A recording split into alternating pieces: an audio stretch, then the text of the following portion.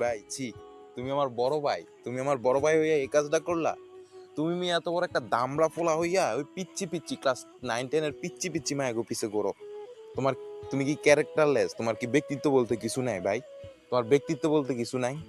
কি লাইফে কি মেয়ের এতই দরকার? তোমার ফ্যামিলিতে কি মাইয়া নাই? তোমার আত্মীয় স্বজনের মধ্যে কি কোনো মাইয়া নাই? কেন ওই ক্লাস 9-10 এর কেন পিচ্ছি পিচ্ছি মায়াগো পিছে ঘুরতে হবে ব্রো? তোমার কি ফিউচার নিয়ে কোনো স্বপ্ন নাই? লাইফটারে কি বিল্ড করতে চাও না? লাইফে কি সাকসেস হইতে চাও না? তাহলে কেন ওই পিচ্ছি পিচ্ছি মায়াগো পিছে ঘোরাও ব্রো?